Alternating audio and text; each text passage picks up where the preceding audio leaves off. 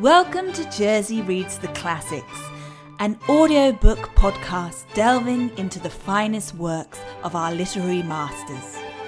Unfortunately, it's read by this woman. What the hell? Who cares? Let's go on an adventure. Hello, and welcome back to Jersey Reads the Classics with me, your host, Rosie D. Candia. All right, my friends, we only got 2 chapters left, so without any further ado, let's get back to Peter Pan, Chapter 16, The Return Home. By 3 bells that morning, they were all stirring in their stumps, for there was a big sea running, and Toodles, the boatswain, was among them, with a rope's end in his hand and chewing tobacco. Now he's chewing tobacco? What the hell's going on? Okay. They all donned pirate clothes, cut off at the knee and shaved smartly, and tumbled up with the true nautical roll and hitching their trousers. It need not be said who was the captain. Hello, the one, the only, cocky narcissist, the Hook's alter ego. Hello, Peter Pan, the man. Nibs and John were first and second mate. There was a woman aboard. The rest were tars before the mast and lived in the forecastle. Peter had already lashed himself to the wheel, but he piped all hands and delivered a short address to them. Said he hoped they would do their duty like gallant hearties, but that he knew they were the scum of Rio and the Gold Coast, and if they snapped at him, he would tear them. The bluff, strident words struck the note sailors understood, and they cheered him lustily. Then a few sharp orders were given, and they turned the ship round and nosed her for the mainland. Looky, looky, looky. Someone's having Captain Hook's cookie. Look at what happens when you get a little bit of power, okay? Captain Pan calculated, after consulting the ship's chart, that if this weather lasted, they should strike the Azores about the 21st of June, after which it would save time to fly. Some of them wanted it to be an honest ship, and others were in favor of keeping it a pirate. But the captain treated them as dogs, and they dared not express their wishes to him, even in a round robin. Instant obedience was the only safe thing. Slightly got a dozen for looking perplexed when told to take soundings. The general feeling was that Peter was honest just now to lull Wendy's suspicions, but that there might be a change when the new suit was ready, which, against her will, she was making for him out of some of Hook's wickedest garments. Oh my God, she's still sewing. That's really a thorn in my side, is it not? It's like the needle in my side. And now he is going to start wearing an outfit from Hook's clothing. Oh my friends, there is so many deep layers to this.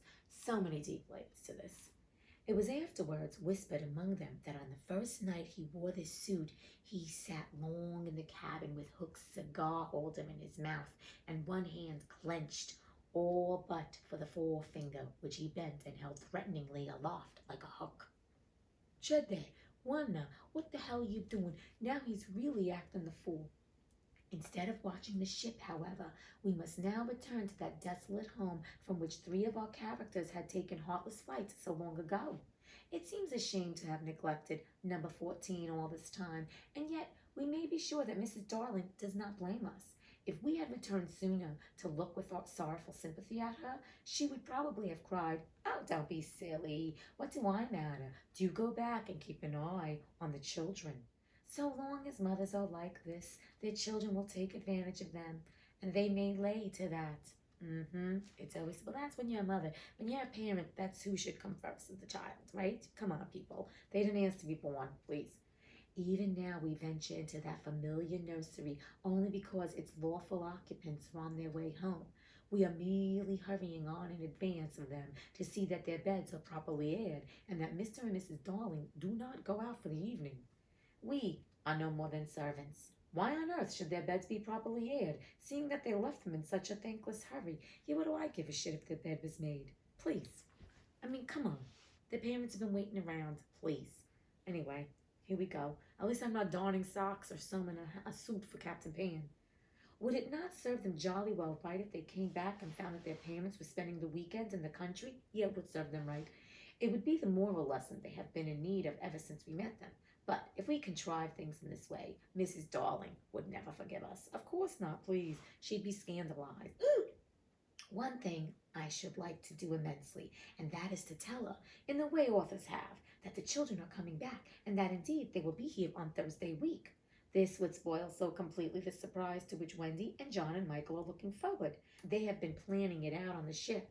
Mother's rapture, father's shout of joy, Nana's leap through the air to embrace them first, when what they ought to be prepared for is a good hiding and a good smacking. I'm just kidding. You never smack kids.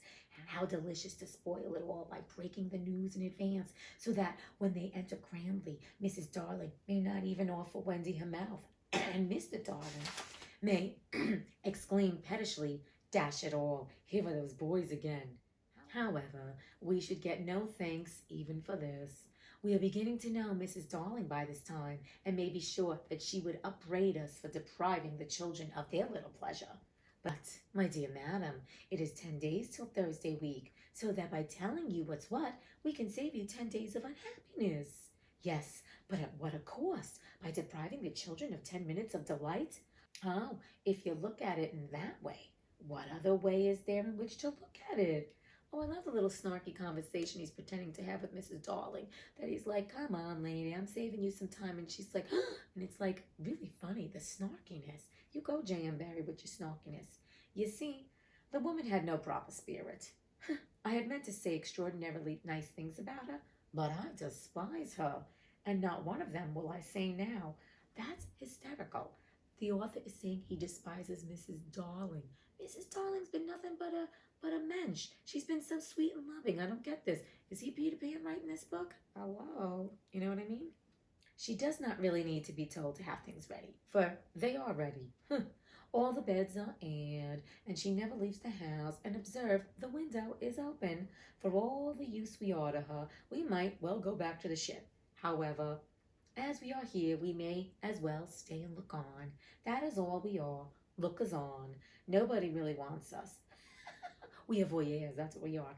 So let us watch and say jaggy things in the hope that some of them will hurt. Oh my God, what a snippety little bitch this J.M. Barrie is. So he's like, let's watch them and let's basically do what RuPaul does, right? Read them. Oh, that's hysterical. He wants to tear them down during their times of troubles and during their times of sorrow, especially Mrs. Darling. I'm not down with that. The only change to be seen in the night nursery is that between 9 and 6, the kennel is no longer there. When the children flew away, Mr. Darling felt in his bones that all the blame was his for having chained Nana up, and that from first to last she had been wiser than he. That's right, asshole. We've been saying how Nana knows everything, and now he knows, but at least he is admitting, and he knows he was a jackwad. So let's give him some credit for that. Okay. Of course, as we have seen, he was quite a simple man. Indeed, he might have passed for a boy again if he had been able to take his baldness off. But he had also a noble sense of justice and a lion's courage to do what seemed right to him. And having thought the matter out with anxious care after the flight of the children, he went down on all fours and crawled into the kennel. To all Mrs. Darling's dear invitations to him to come out, he replied sadly but firmly, "No, my own one, this is the place for me." Talk about a punishment. This man really is such a drama king. More like a drama queen. He is ridiculous, and now he's living in the kennel, people. He is living in the, he's on all fours. He's playing to be Nana. If I was Nana, I would still take a piss on his leg or on his bald head, whatever. In the bitterness of his remorse, he swore that he would never leave the kennel until his children came back. Of course, this was a pity, but whatever Mr. Darling did, he had to do in excess. Otherwise, he soon gave it up doing it. At least he gives 150%. I'll give him that. You know what? Good for him. He's owning up to his mistakes. He's maybe taking it a little bit too far, a little too dramatic. But you know what, like Hook, he could also use some therapy. What is going on here? These people have just lost sense of minds. But Mrs. Darling is holding up, and so is Nana, of course. It's always Nana. And there never was a more humble man than the once proud George Darling, as he sat in the kennel of an evening talking with his wife of their children and all their pretty ways. Suddenly their pretty ways. Very touching was his deference to Nana. He would not let her come into the kennel, but on all other matters he followed her wishes implicitly. Finally, he listens to Nana. That's all I'm saying. We've known from day one Nana is the best friggin' nursemaid, and she knew all this shit was going down, and he didn't listen, and now he's gonna pay the piper. That's all I'm saying. Every morning, the kennel was carried with Mr. Darling into a cab, which conveyed him to his office, and he returned home in the same way at 6. Something of the strength of character of the man will be seen if we remember how sensitive he was to the opinion of neighbors. This man, whose every movement now attracted surprised attention, inwardly he must have suffered torture, but he preserved a calm exterior even when the young criticized his little home, and he always lifted his hat courteously to any lady who looked inside. Are you freaking kidding me? The man is going to the office every day with a kennel on his head. I mean, I guess it's a look. I guess. But he's doing it 150%. It may have been quixotic, but it was magnificent. Soon, the inward meaning of it leaked out, and the great heart of the public was touched. Crowds followed the cab, cheering it lustily. Charming girls scaled it to get his autograph.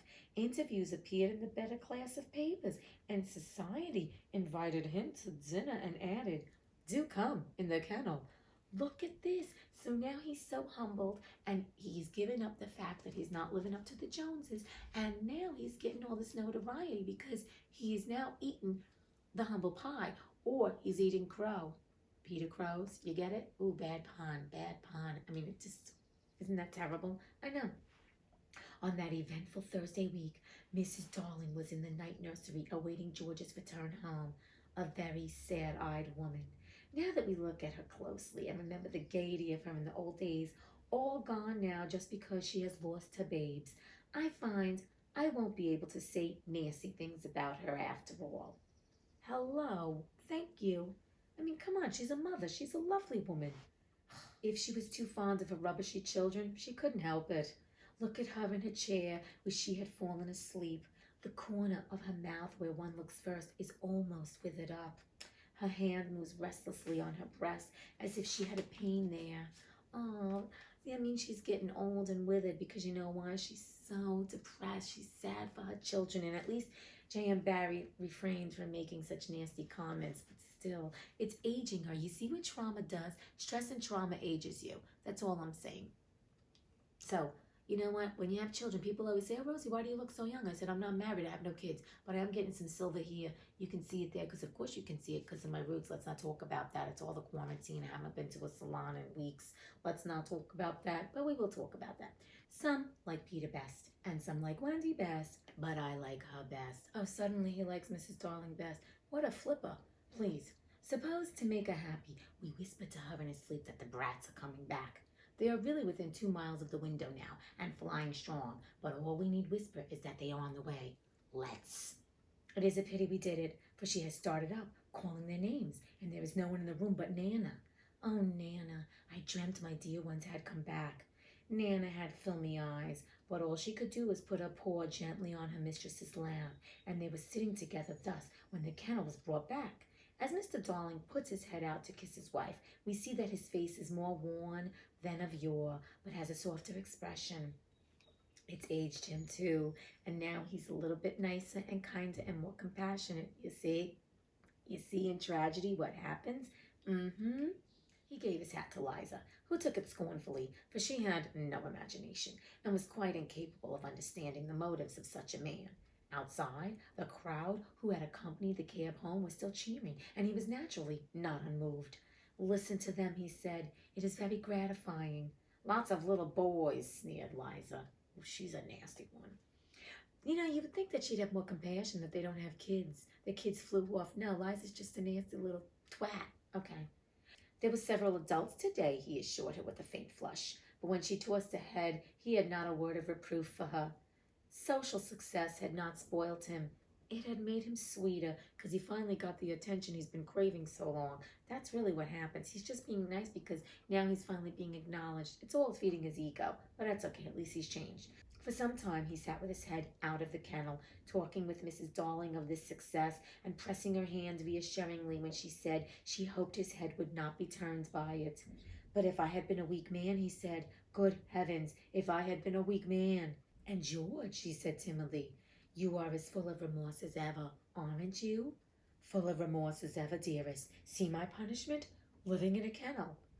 But it is punishment, isn't it, George? You are sure you are not enjoying it?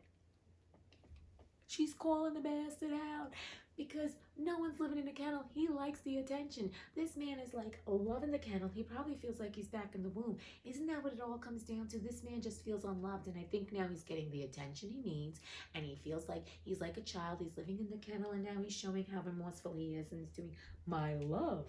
You may be sure she begged his pardon, and then feeling drowsy, he curled round in the kennel. Won't you play me to sleep, he asked, on the nursery piano, and as she was crossing to the day nursery, he added, thoughtlessly, of course, and shut that window. I feel a draft. Okay, don't you love this? This man is like, play the piano while he goes to sleep, and close the window. Hello, that's where the kids flew out of, you frickin' idiot. I mean, he's grown, but he's very limited in his growth. But hey, you know what? He at least has remorse. That's all I'm saying. Okay, we're not going to put that too bad on him. Oh, George, never ask me to do that. The window must always be left open for them. Always, always. Now, it was his turn to beg a pardon, and she went into the day nursery and played, and soon he was asleep. And while he slept, Wendy and John and Michael flew into the room. Oh, no. We have written it so because that was the charming arrangement planned by them before we left the ship. But something must have happened since then, for it is not they who have flown in. It is Peter and Tinkerbell. Peter's first words tell all. Quick, Tink, he whispered. Close the window. Bar it. That's right. Now you and I must get away by the door, and when Wendy comes, she will think her mother has barred her out, and she will have to go back with me. Peter, you little bastard. What a rat-fink bastard. He now is going to prevent Wendy from being reunited with Mrs. Darling. That is bad form. You know, Hook is laughing somewhere in the crocodile's belly, wherever his soul is, and he's laughing and going, Peter Pan, that's bad form. Bad form, Peter. Bad form. Bad, Peter, bad. Okay. Bad, Peter, bad. Now I understand what had hitherto puzzled me. Why, when Peter had exterminated the pirates, he did not return to the island and leave Tink to escort the children to the mainland. Remember in the few chapters ago, Tink was supposed to be, that's right. This trick had been in his head all the time. Instead of feeling that he was behaving badly, he danced with glee. Then he peeped into the day nursery to see who was playing. He whispered to Tink, it's Wendy's mother. She is a pretty lady, but not so pretty as my mother. Her mouth is full of thimbles, but not so full as my mother's was. The kisses, you see. Peter wants a mother's love. Isn't that important? Of course, he knew nothing whatever about his mother, but he sometimes bragged about her. He did not know the tune, which was Home Sweet Home, but he knew it was saying, come back, Wendy, Wendy, Wendy, and he cried exultantly, you will never see Wendy again, lady, for the window is barred. Oh my God, he is becoming Hook. He peeped in again to see why the music had stopped, and now he saw that Mrs. Darling had laid her head on the box and that 2 tears were sitting in her eyes. She wants me to unbar the window, thought Peter, but I won't. Not I. He peeped again, and the tears were still there, or another 2 had taken their place. She's awfully fond of Wendy, he said to himself. He was angry with her now for not seeing why she could not have Wendy. The reason was so simple. I'm fond of her too. We can't both have her, lady. This is hysterical. He's literally calling her lady.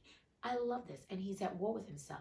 So, Peter sees Mrs. Darling's distress and is now having this little inner dialogue. Does that mean his conscience is speaking to him? Let's see if he has good form. Let's see what happens. But the lady would not make the best of it, and he was unhappy. He ceased to look at her, but even then, she would not let go of him. He skipped about and made funny faces, but when he stopped, it was just as if she were inside him, knocking. Oh, all right, he said at last and gulped. Then he unbarred the window. "Come on, Tink," he cried with a frightful sneer at the laws of nature. "We don't want any silly mothers." And he flew away. Peter, you do have good form, and you have a conscience, and you know I love it. He sacrificed his own happiness for Mrs. Darling. We'll talk about that in the woo-woo. I'm gonna cry. Thus, Wendy and John and Michael found the window open for them after all, which of course was more than they deserved. They alighted on the floor, quite unashamed of themselves, and the youngest one had already forgotten his home. "John," he said, looking around him doubtfully, "I think I've been here before." "Of course you have, you silly. This is your old bed." "So it is," Michael said, but not with much conviction.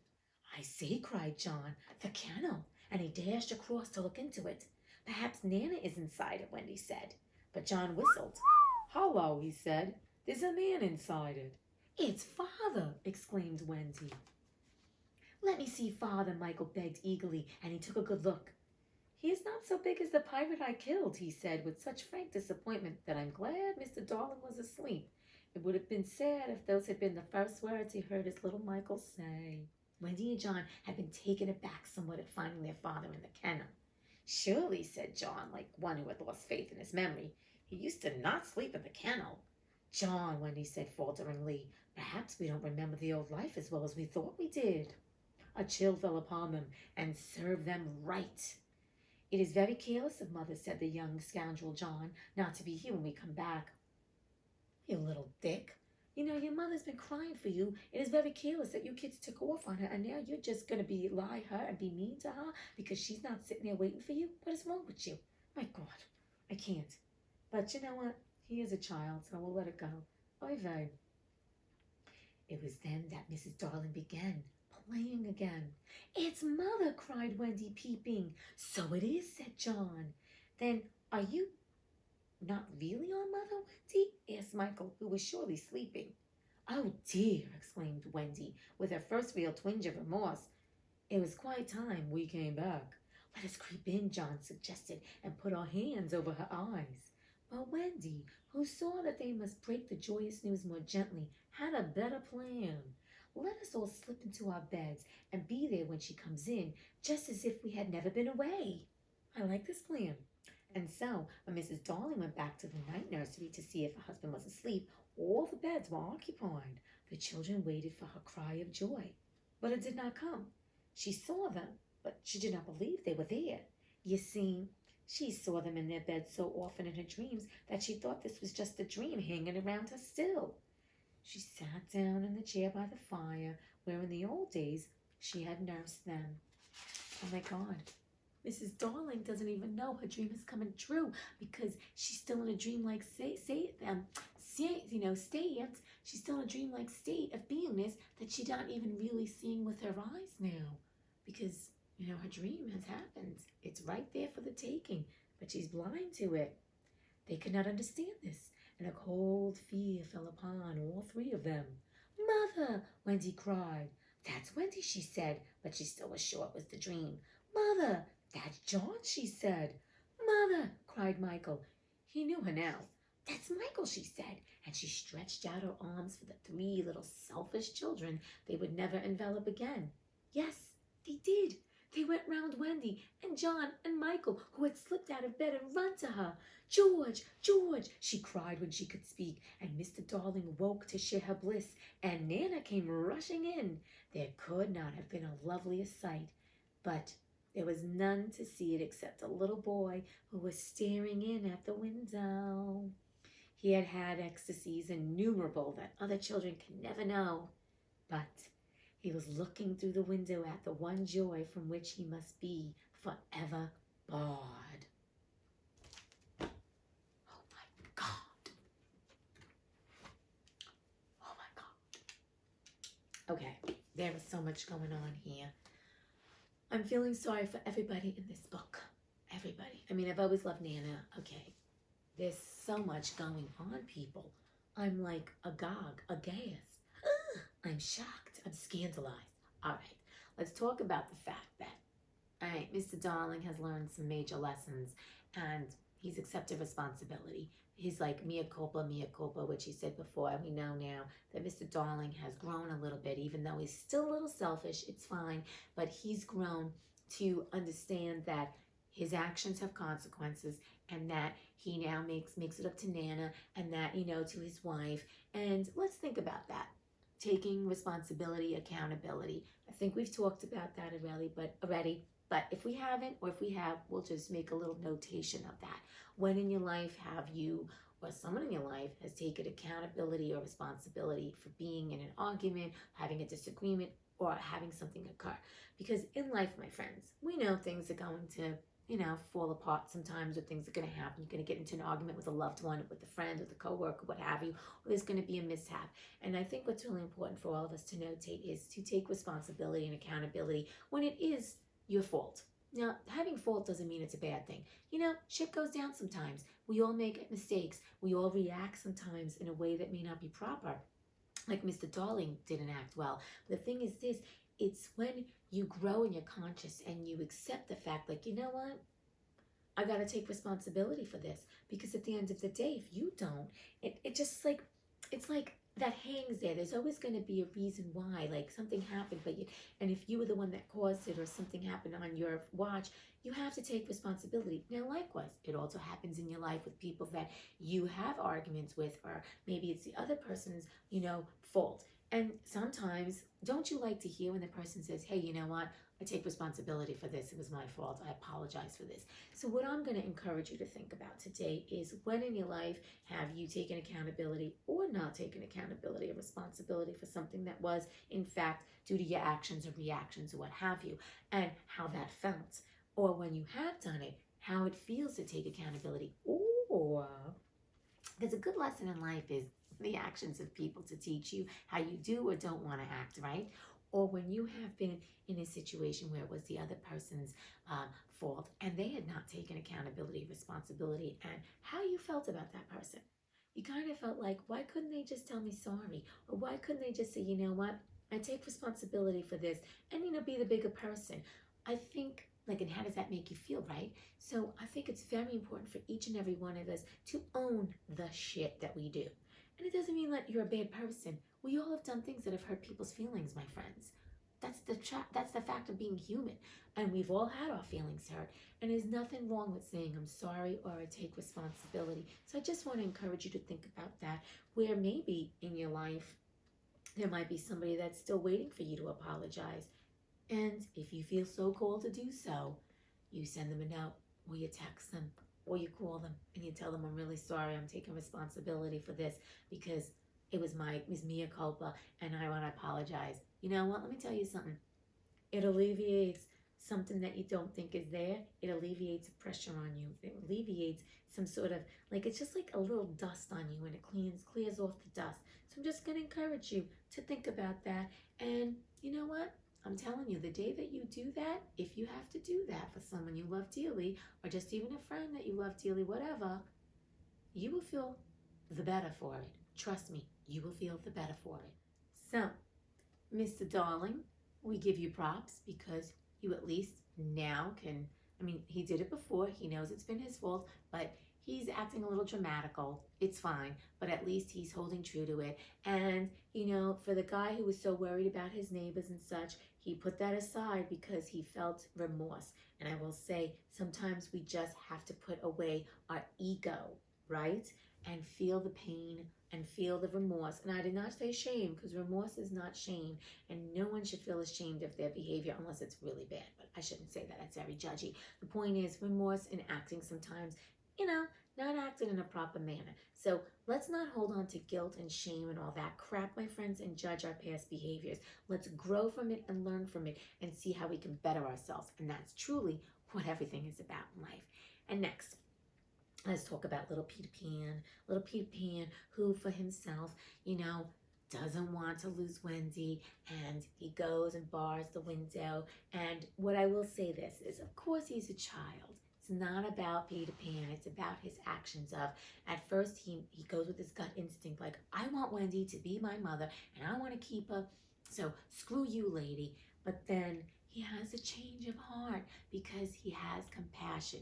Even though he doesn't say, oh, poor Miss Lady, he just realizes that it's time for him to sacrifice his happiness to let Mrs. Darling, the beautiful lady, have her children back. And it's just kind of like the Neverbird, right? A few chapters back when the Neverbird sacrificed her eggs, right? So I think it's lovely how Peter Pan went in there with these intentions of being very much like, we're barring the window, but yet he sees what the woman's pain is, and he has a flip of heart, change of heart, and then he's like, I'm going to sacrifice my own happiness because it's more important to her, and plus they are her children.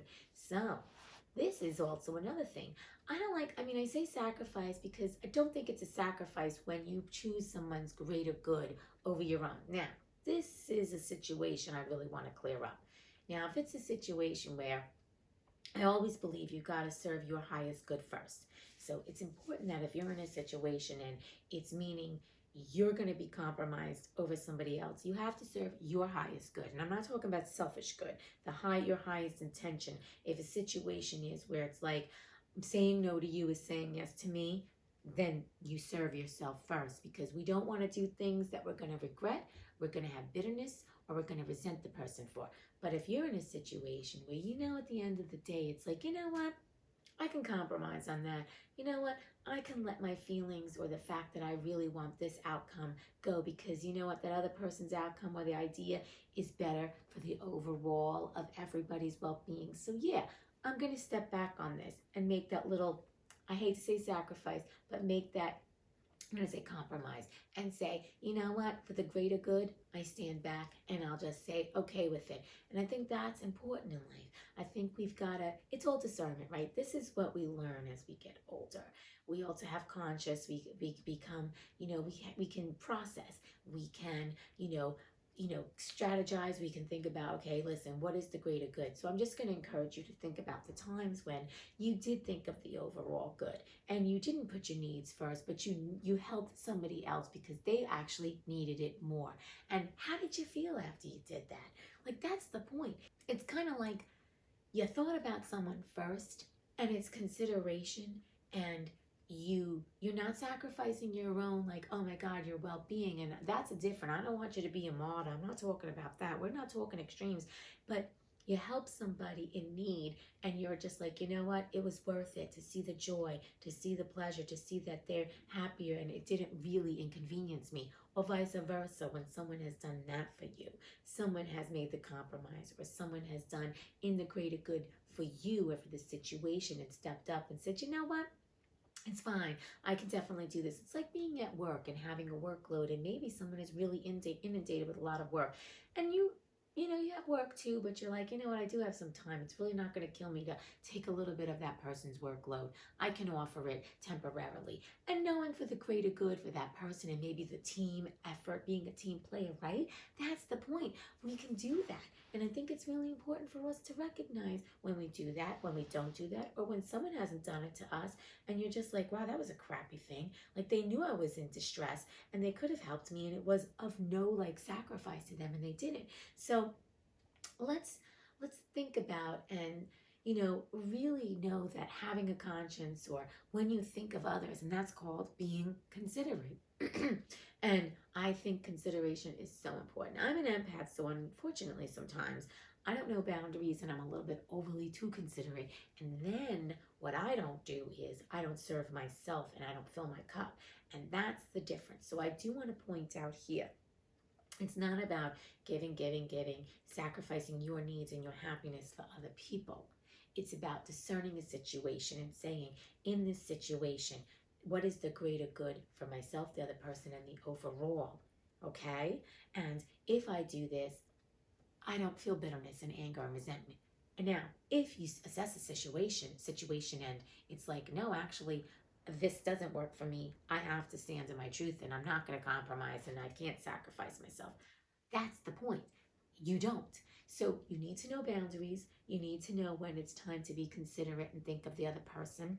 And you need to know when you need to be considerate and think of yourself. In Peter's situation, we're going to use Peter because that's what we're talking about. Those children were Mrs. Darling, right? Mrs. Darling's kids. So of course he was like, she's in pain. She's in agony. And that's what I'm talking about.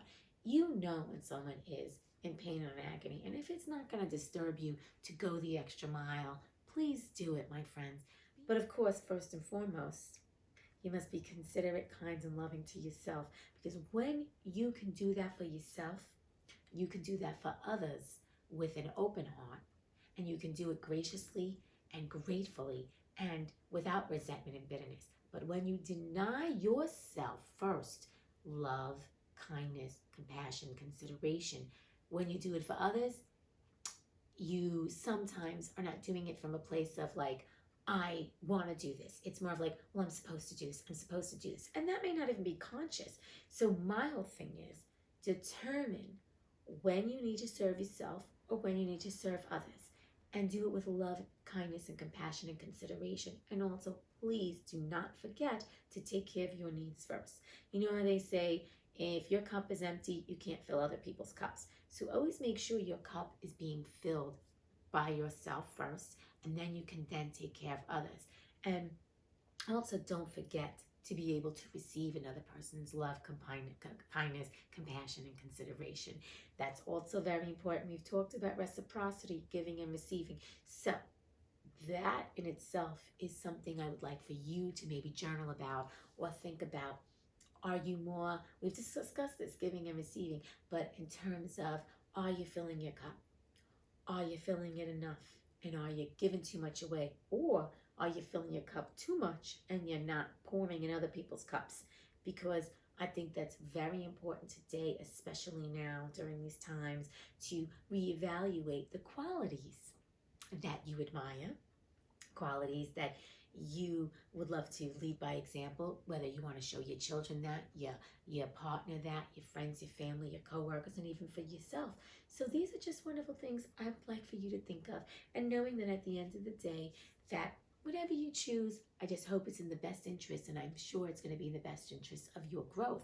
And that's what we're here to do. I keep pounding that in. We are doing all this work. We are asking these questions. We are going in deep, digging deep, because we want to grow. That's the point of this journey, my friends. You came here to grow. And don't shit on yourself. Don't belittle yourself. Don't play down all the beautiful parts of yourself. Because just because we came here to grow doesn't mean the other stuff that we have isn't enough. No, we're just adding more. So it's just growing, because what's the point of sitting in a life where you just stay the same? It's boring. It's like life. Sometimes we get bored in a routine. Do you want yourself to be routine? You don't need to be routine. Challenge yourself. As you challenge yourself physically with working out, as you challenge yourself with doing things for your mind, whether it's reading, doing puzzles, what have you, challenge yourself spiritually. This is what we're talking about. We're working on our spiritual growth, because the more that we get in alignment with who we really are and our essence. And this is not religious, people. It's just about getting in alignment with who we really are deep down. Because remember, all this shit on the outside is a shell, okay? This is a shell. Who you really are is the essence, that life force within you that came here to shine, that came here to be more than exist, came here to fulfill a purpose, came here to thrive, came here to grow. So just do that, and do it with a loving and gentle, kind heart to yourself, and then for others. Okay. Oi, we only got one more chapter left, and then we are done with Peter Pan. So anyway, I hope you enjoyed this chapter. I hope you're enjoying everything that's going on in your life. And I know sometimes things may not be what we want them to be, but we accept what is and not what could be. I talked about that, and knowing that this too shall pass. Like stanky ass gas. I know I've said that multiple times, but I do believe it. It all shall pass. But who are you becoming while this is all happening around you? That's the point. Who are you? All right. Well, I know you're a wonderful being. So, sending you lots of love and light, peace, joy, abundance, prosperity, magic, and all that good stuff. Ooh. All right, my friends. I'll see you on the next episode. Bye.